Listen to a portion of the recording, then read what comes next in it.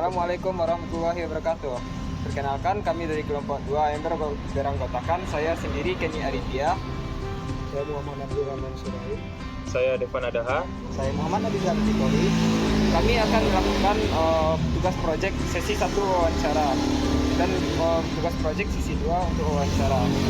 Kali ini kami memilih bidang sekolah tahfiz untuk yang kami wawancarai. Pondok Tahfiz Mata Nur ini tahun berdirinya kapan? Tahun 2019 bulan April.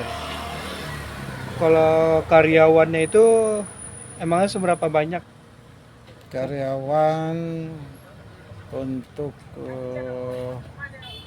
administrasi, sopir dan guru lebih kurang 30.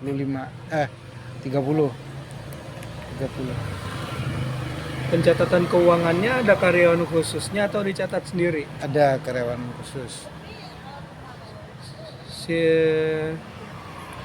Udah pakai aplikasi atau belum pencatatan? Saat ini belum. Kalau tantangan dalam menjalankan usahanya, Tantangan apa? kira-kira apa aja tantangan dalam menjalankan usahanya? Dalam Ya. menjalankan Pondok Tahfiz ini? Ya, pertama SDM, sumber daya manusia. Kemudian lagi dari IT-nya, ya, perlu pembenahan IT seperti peralatan komputer, ya. Kalau internet apa semuanya sudah ada. Nah, kalau boleh tahu Pak, sumber modal dari usahanya ini dari mana ya Pak? Sumber modal dari usaha itu kalau nama yayasan ya, berarti sumber awalnya itu adalah sumbangan para donatur. Untuk target pasar dari sekolah tahfiz ini siapa aja ya Pak? Masyarakat sekitar minimal itu 2 kecamatan. Tapi nanti insya Allah di tahun depan mungkin kita sudah merambah di Kabupaten Agam dan Kota Bukit Tinggi. Gitu. Jadi dibuka cabang dari Padang ini ke provinsi lain dan kota lain. Pak? Belum ada. Kita kantor pusatnya kan di Bukit Tinggi. Bukit Tinggi ya. Kalau omset yang dihasilkan dalam beberapa bulan atau periode gimana Pak? Kalau awal kita berdiri mungkin kita bisa penggalangan dana sekitar 3 miliar ya. Kemudian setelah 2 tahun pembangunan, setelah itu sudah berjalan normal, ya lebih kurang 600 sampai 800 juta atau 1 M mungkin setahun.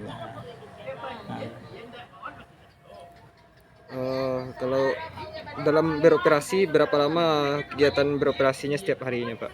Setiap hari saat ini lebih kurang dari jam 3 sore sampai jam 10 malam, 7 jam. 7 jam dalam sehari ya. Kalau untuk sistem pembagian labanya bagaimana Pak? Karena ini yayasan, jadi tidak ada pembagian laba. Nah, kita nirlaba ya. Mungkin nanti perlu dipahami juga akuntansi dari yayasan ya. Kita tidak ada pembagian laba, tapi boleh itu tidak nanti dikenakan pajak sepanjang semua dari sisa laba tadi digunakan lagi untuk pembangunan. Itu ketentuan dari yayasan pendidikan. Kalau boleh tahu Kak, untuk apa aja laba yang digunakan? Laba sebagian besar digunakan untuk pembangunan fisik dan juga untuk pengembangan sumber daya manusia termasuk IT-nya. Dan tambahan untuk modal usaha kita kan. Cara memastikan uang yang diterima dan dikeluarkan sudah sesuai apa tidak? Yang pertama uang diterima itu sebagian besar transfer rekening khusus yayasan.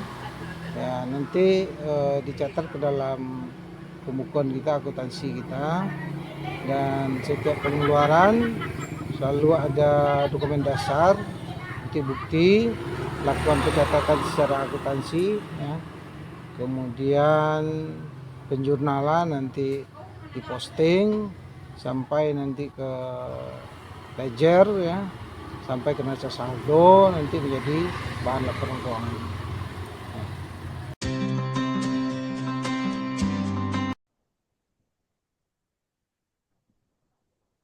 Assalamualaikum warahmatullahi wabarakatuh. Perkenalkan, kami dari kelompok 2 yang beranggotakan saya sendiri Kenny Aditya dengan NIM 23043038. Kemudian teman saya Devan Adha dengan NIM 23043007, Muhammad Abdurrahman Syurem 23043042 dan Muhammad Abizar Arbitori dengan NIM 23043043. Kali ini saya akan mempresentasikan tugas proyek akhir ketiga untuk mata kuliah Sistem Informasi Akuntansi. Untuk materi yang pertama, saya serahkan kepada Muhammad Abizar Arbitori. Kepada Ba- Abizar, saya persilahkan. Baiklah, sebelum kita membahas flowchart-nya, mari kita bahas dulu apa itu sistem informasi akuntansi.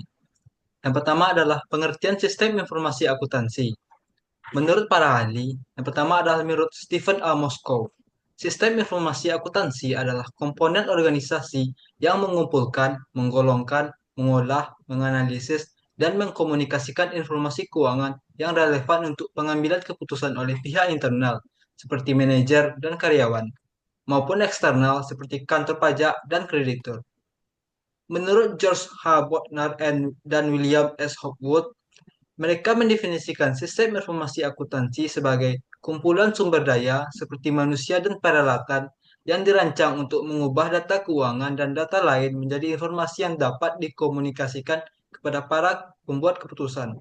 Sedangkan menurut Paul John Steinberg dan Marshall B. Romney, mereka menjelaskan bahwa sistem informasi akuntansi adalah sistem yang mengumpulkan, mencatat, menyimpan, serta mengolah data untuk menghasilkan informasi bagi pengambilan keputusan. Yang kedua adalah komponen-komponen dari sistem informasi akuntansi. Yang pertama adalah perangkat keras atau hardware, merupakan komponen fisik yang digunakan untuk memasukkan, memproses, dan mengeluarkan data. Contoh perangkat keras termasuk komputer, printer, dan scanner.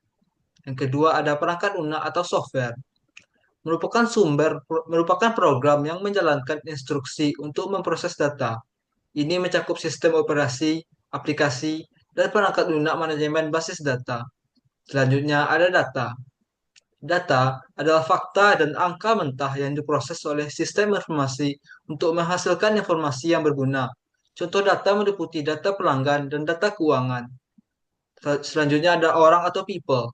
Manusia berperan sebagai pengguna sistem informasi yang mengoperasikan perangkat keras dan perangkat lunak serta menganalisis output yang dihasilkan. Ini termasuk karyawan, manajer, dan pemangku kepentingan lainnya. Lalu ada proses, merujuk pada prosedur dan aturan yang menentukan bagaimana sistem beroperasi dan digunakan. Proses ini mencakup langkah-langkah dalam pengolahan data hingga pelaporan hasil. Selanjutnya ada jaringan atau networking. Jaringan telekomunikasi menghubungkan berbagai komponen sistem informasi untuk memungkinkan pertukaran data dan komunikasi antar perangkat. Lalu, mari kita membahas tentang perusahaan yang kami bahas di tugas kali ini, yaitu adalah Sekolah Tahfiz. Sekolah Tahfiz adalah lembaga pendidikan yang memiliki fokus utama pada penghafal Al-Quran. Di sekolah ini, para siswa tidak hanya mempelajari ilmu umum seperti di sekolah biasa, tetapi juga diberikan porsi yang sangat besar untuk menghafal ayat-ayat Al-Quran secara utuh dan memahami maknanya. Dalam operasionalnya, sekolah tahfiz juga memerlukan sistem keuangan. Sistem keuangan sekolah tahfiz memiliki peran yang sangat penting dalam menjamin kelangsungan operasional lembaga, termasuk pembayaran gaji guru, pembelian bahan ajar, perawatan gedung, dan berbagai kebutuhan lainnya. Mengingat tujuan utama sekolah tahfiz adalah mendidik generasi Qurani, maka pengelolaan keuangan harus dilakukan secara transparan, efektif, dan akuntabel.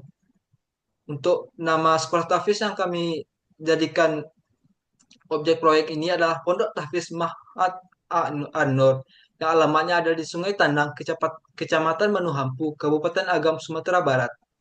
Sekian yang dapat saya sampaikan, saya lanjutkan kepada teman saya. Baiklah, untuk materi selanjutnya yaitu membahas tentang flowchart yang kami buat untuk membantu sekolah tahfiz ini. Eh, Flowchart ini akan dipresentasikan oleh saya sendiri. Flowchart untuk pendaftaran masuk sekolah yang dimulai dari calon siswa. calon siswa secara manual melakukan pendaftaran, kemudian setelah melakukan pendaftaran diberilah jadilah berkas data calon siswa. Kemudian berkas data calon siswa itu diinput secara manual, kemudian secara manual juga eh, dilakukan pembayaran uang masuk. Dan pembayaran uang masuk tersebut didokumenkan menjadi bukti pembayaran. Kemudian dihubungkan kembali ke calon siswa. Bukti pembayaran tersebut diserahkan ke calon siswa itu. Kemudian setelah bukti pembayaran didokumenkan juga laporan pembayaran uang masuk. Laporan pembayaran uang masuk akan dilakukan manual oleh kepala sekolah untuk menerima data siswa baru. Sekian flowcard untuk pendaftaran masuk sekolah. Untuk flowcard selanjutnya itu tentang pembayaran SPP yang disampaikan oleh teman saya Devan Adha. Kepada Devan, saya persilahkan. Mari, saya akan melanjutkan vlogcast tentang pembayaran SPP. Yang di mana pembayaran SPP ini diawali dengan surat tagihan SPP yang kemudian dilanjutkan dengan proses pembayaran SPP yang di mana proses pembayaran SPP itu terdiri dari data pembayaran SPP, pencatatan pembayaran SPP, membuat laporan pembayaran SPP, sampai laporan pembayaran SPP sampai selesai.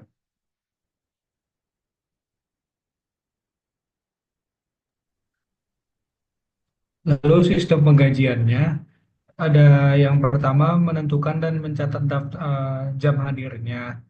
Lalu didapat daftar hadirnya. Daftar hadirnya itu dikirim ke guru-guru, lalu kegiatan guru tuh mengisi daftar hadir. Dari mengisi daftar hadir tuh tiap bulan, tiap hari didapat juga daftar hadir akhir bulannya. Lalu bagian keuangannya merekap kehadiran, membuat slip gajinya. Terus dari slip gaji itu ditransfer juga gaji karyawan. Lalu terus didapat dokumen bukti transfernya, yang satu dikirim ke karyawannya, satu dipakai untuk membuat laporan penggajiannya.